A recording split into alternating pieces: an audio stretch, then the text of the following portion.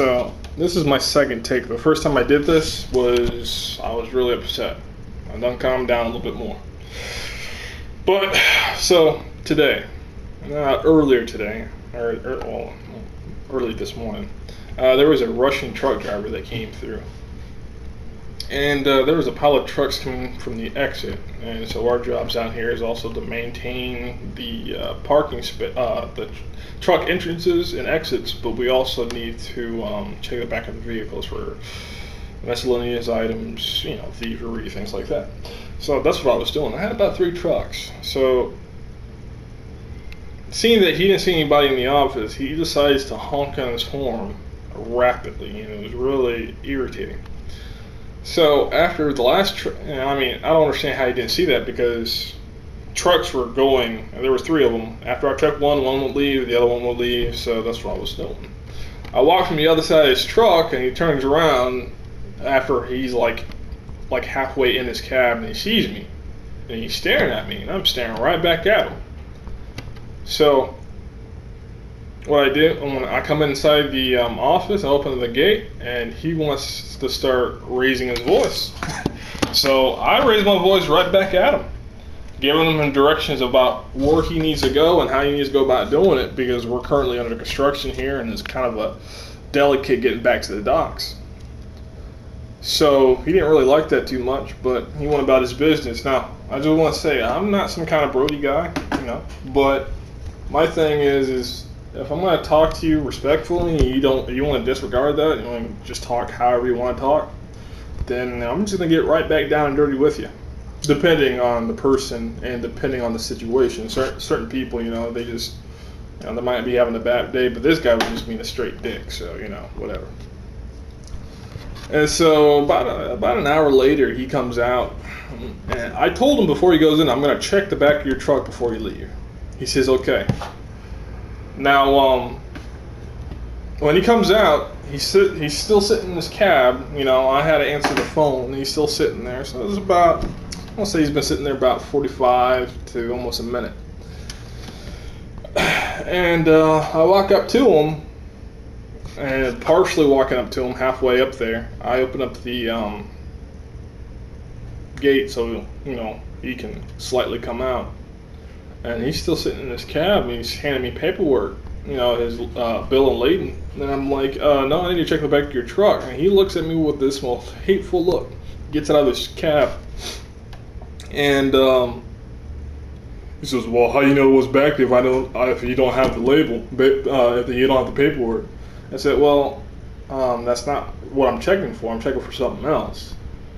And he just kept talking, just smacking his gums. And I said, hey, I've been doing this for a long time. I know what I'm looking for. All I needed you to do is open up the truck door.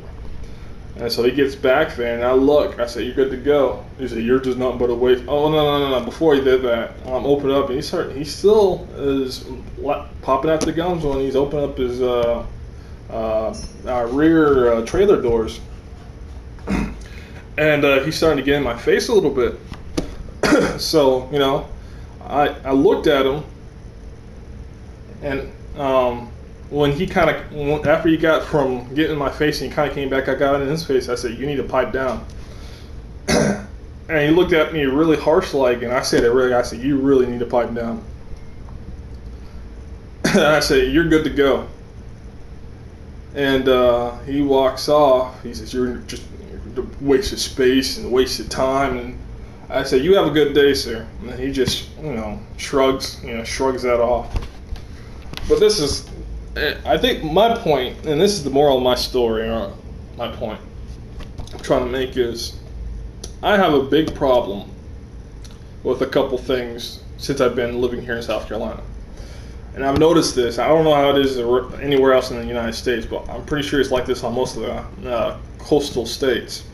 Whereas a lot of companies will outsource their business, job openings and stuff like that to other companies around the world. Gracious. Around the world. So, you get a lot of Russians, Ukrainians, Africans, Mexicans, and things like that. Not racist. I'm not, I like everybody, and I can't be racist. I like everybody, but the thing is if you go to another person's country, and we have or they have rules and regulations, it's imperative that you abide by those rules and regulations, regardless if it's a state, if it's federal law, if it's individual businesses. If you're not familiar, then you know, if somebody who is there, an official person of that company, business, state, whatever, is telling you what to do, then it's imperative that you abide by that for certain reasons. Otherwise, legal situations may happen. Whatever. So I've had this happen to me once where I was driving home from school before I graduated, and it was about I think 10:30, 11 o'clock at night, and I was on the main highway, Highway 26, going straight through Columbia, or straight through South Carolina, and I was driving about 73 on a 75 mile an hour plane, 70, 5 miles, so 73. It was still good. And this guy right beside me, he was definitely going like 75, almost 80. This truck, I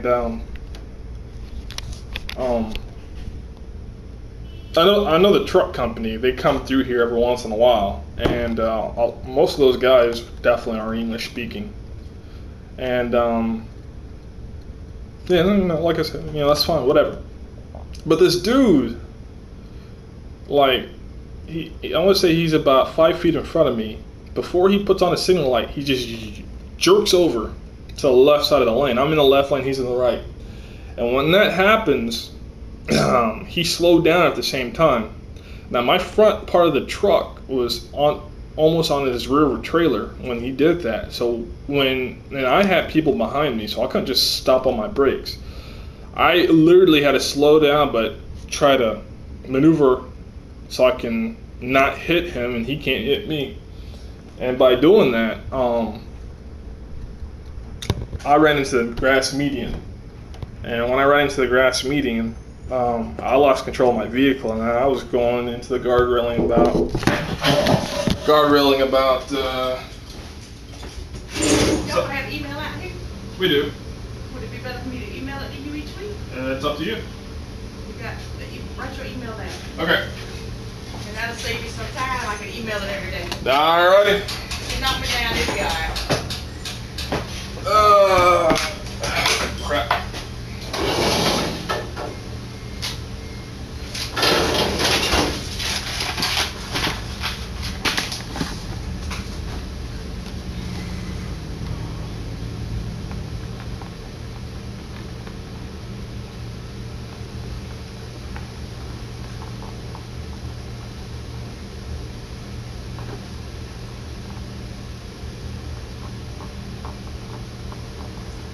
There you go.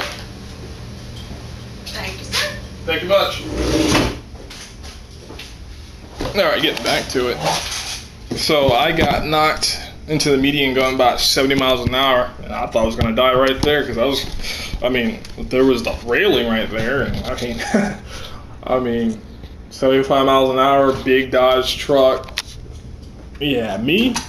So I'm like, well, this is it. But I'm going to try to, control this vehicle as much as possible until I hit it. And so when I was trying to control it, my right wheel, I guess either I hit a pothole or something like that, like in the median area, but it grabbed something and I shot back off into the middle of the road. And I'm going and now I'm shooting off in the middle of the road now, about 60 miles an hour. And right when I shot off, I tried to put on the brakes because I got traction, but right when I did that, I start spinning. I literally spin like 2 or 3 times around that shot. So when I shot off in the angle, and by hitting the brakes, it caused me to spin out. And then when I spinned out, I stopped, and I'm facing traffic now coming towards me. I'm like, oh well, shit. There's another problem. I got cars coming at me about 60, 70 miles an hour, and they're about to hit me. And it just so happened my truck stalled out, so I had to put it back in park and return the truck back on.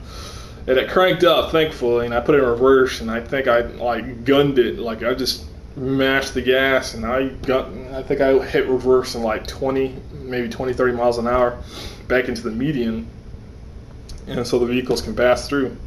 One guy, you saw it all, he decided to stop. He said, "Hey man, you okay?" I'm like, "All right, I'm fine."